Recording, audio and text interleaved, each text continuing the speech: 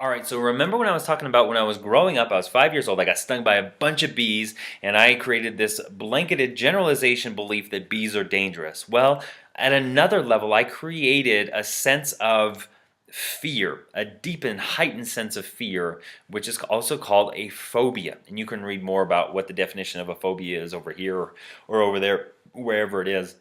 But basically, that's how phobias are created. We have an intense emotional experience with something, and our brain starts to ask a couple of questions. What was the stimulus and what was the response? Well, the stimulus was a bunch of freaking pain on my body with all these damn little bee stings, and the response was me crying my face off and feeling the pain that resulted from the stimulus of these bees. Another one of the stimulus was the sound of buzzing.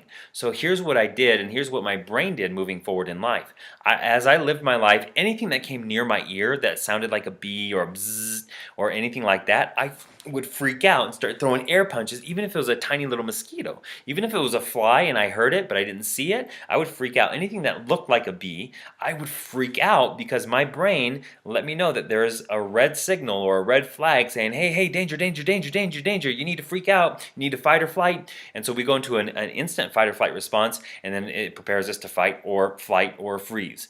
And so fortunately with this fast phobia cure, I went through it in my NLP training, and I hadn't even known it changed, but I think it was maybe months or a year afterward, I found myself just like walking along, seeing a bunch of bees in this tiny little meadow here, and normally I would freak the F out because of these dang bees, but I didn't, and I would just notice that I was there being present with them, and it had changed, and I wasn't even aware it had changed. And that's what these processes will do because they work on such an unconscious level. Like they'll forget they ever had the problem until they come across the thing that they thought they had the problem with and that doesn't impact them anymore. This stuff is magic. And so same thing happens with your clients. If they have an intense emotional experience, then there's a good chance that a phobia is going to be created in that moment. And anytime they approach a person or a thing that was the stimulus to the phobic response, they're going to have a fight or flight response. And that response is actually useful if you're running from bears in the woods, or if you're trying to run from a fire, or there are those times where the fight or flight response is super valuable.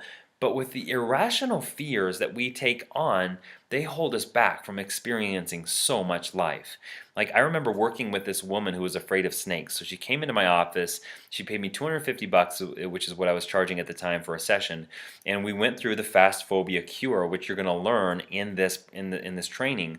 And there's a specific sequence of things that you'll do with your clients that will help rewire and reverse the stimulus and the response pattern that's located and locked into the psyche of maybe you, if you have a phobia, and your clients. You're going to be able to find a way to reverse the pattern so that it doesn't even impact them anymore. So we went through the fast phobia cure because she lives in this area in Durango, Colorado, where there's all kinds of snakes and all kinds of wildlife, and there's snakes all over her gardens. And she went back and we talked about a week later, and I said, hey, how's it going with the snakes? And she's like, George, it's crazy. It's like I see them and I know that they're there, and I know I used to have this response, but I just don't have the response anymore. You're freaking magic. That's how powerful this is. And you now facilitate the NLP fast phobia cure. And it's so powerful. Imagine being able to have a lineup of clients who have phobias that you're going to help them overcome. This was one of the ways that I grew my practice so quickly, is because I was able to help people overcome phobias and overcome those intense emotional experiences very quickly. And it's part of the way that I filled my practice so fast. Another way that I filled my practice really quickly was the marketing.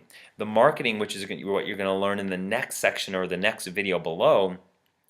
I could have been the most powerful change agent on the planet, but if I didn't have the marketing structures in place, if I didn't have the promotional abilities in place, I would have been the best kept secret on the planet. And fortunately, I hired a coach for, I think, $11,000 over the course of a year, and she really helped to bring the marketing know-how to my brilliance as a change agent. And the combination of having the confidence of the tools that I had, as well as the marketing strategy, help take my business to six figures and beyond. And I want to share those strategies with you as well. So anyway, scroll down below, watch the next video, because as you gain these tools and as you bring all of these tools of these 3 days back to your office with your clients, number one, you're going to be way more potent as a change agent. That's going to create way more confidence in your ability to help people create change in their life. That confidence is going to energetically exude into the field, and you're going to become a magnet for clients. What I learn about working with therapists and coaches is that if they're not confident, if they don't have the tools to help their clients create the change that they're asking for, they tend to be a repellent for a client, because they don't want to bring in a client and then not help them create the change that they're asking for. So what happens is their lack of confidence is literally a repellent. When you have the tools and the processes, you'll have the confidence to help people create the change, and then you'll have a lineup of people showing up at your door because you have that confidence, you have that pull, you have that magnetism of knowing that no matter what comes through your door, you can help them create the change that they're asking for. Anyway, obviously I'm ridiculously passionate about helping people help people create change, and I really want to see you at this training.